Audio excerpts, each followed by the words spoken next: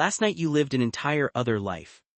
You went places, you spoke to people, you felt fear or joy or a love so vivid it could have been real. For hours, a whole world unfolded behind your closed eyes and you were fully inside it. And then you woke up and within seconds it was gone, dissolving faster than you could catch it until all that remained was a faint sense that something had happened. Where did it go? The easy answer is that nothing important happened, that dreams are just noise, not worth keeping. But the real reason you forget is far stranger than that. You do not forget your dreams because they are meaningless. You forget them because, while you are dreaming, your brain switches off the very machinery that turns experience into memory. Think about what that means. The forgetting is not an accident, it is built in. To understand why, you have to look at what your brain is actually doing while you sleep. Sleep is not one single state. It moves in cycles, roughly every 90 minutes, between deep, quiet sleep and a stranger phase called REM, which stands for rapid eye movement. In REM, your eyes flick back and forth beneath your lids, your body goes almost completely paralyzed, and your brain lights up with activity nearly as intense as being awake. This is where your most vivid dreams live. And it is also where the chemistry of your brain becomes unlike anything in your waking life. Here is the key. To lock a memory in place, your brain relies on a specific chemical messenger called noradrenaline. Noradrenaline is the signal that says this matters, pay attention, write this down. It is part of how a moment gets promoted from fleeting experience into something you can recall later. And during REM sleep, the level of noradrenaline in your brain drops to almost nothing. The pen runs out of ink. A researcher named Robert Stickgold, who has spent decades studying sleep and memory at Harvard, has pointed to exactly this. The brain regions responsible for forming new long-term memories are effectively offline during dreaming. So the dream is happening fully and vividly, but the part of you that would normally record it has been told to stand down. You are the audience to a film that is never saved.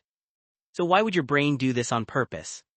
Picture the alternative. Imagine if every dream were recorded as crisply as real life. You would wake each morning with a head full of memories of things that never happened. You flew, you spoke to someone long dead, you were somewhere that does not exist. Within weeks, your real memories and your dream memories would tangle together, and you would lose the ability to tell what was true.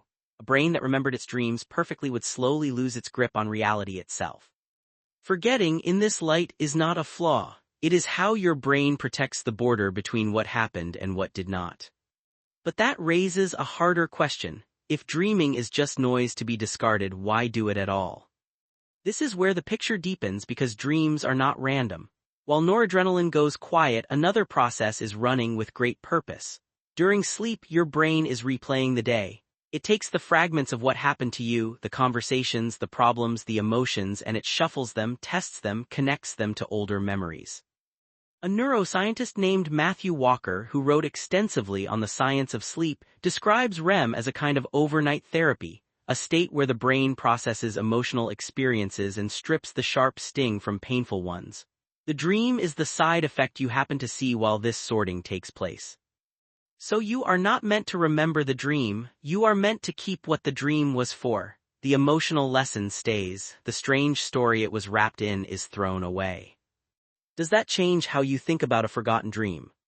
Now here is the part that explains your own mornings. If the memory machinery is offline during the dream, then the only dreams you have any chance of remembering are the ones you wake up during or immediately after. The dream has to still be flickering in your short-term mind at the exact moment your recording systems switch back on.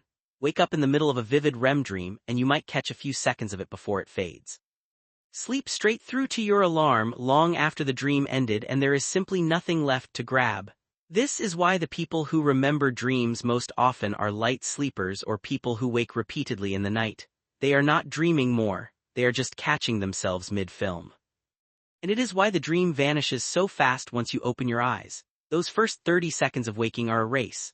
The dream is sitting in a fragile, temporary buffer, and unless you deliberately rehearse it, replay it, put it into words, the incoming flood of the real world overwrites it almost instantly. You reach for it and it is already thinning, like trying to hold water in your hand. There is even evidence that you can train this. People who keep a dream journal, who reach for the dream the instant they wake and write down whatever scraps they can, begin to remember more and more over time. They are not dreaming differently. They are teaching their waking brain to grab the dream faster, to catch it in those first few seconds before the buffer clears. The dreams were always there. They were just slipping through a door that closes very quickly. So think again about that other life you lived last night. It was not nothing. Behind your closed eyes, your brain was sorting your fears, rehearsing your problems, softening your hardest memories, doing quiet, essential work in a language of images you were never meant to keep. The forgetting was not a failure. It was the cost of a mind that needs to know the difference between the world and the dream. You did not lose the dream because it did not matter. You lost it because, by morning, it had already done its job.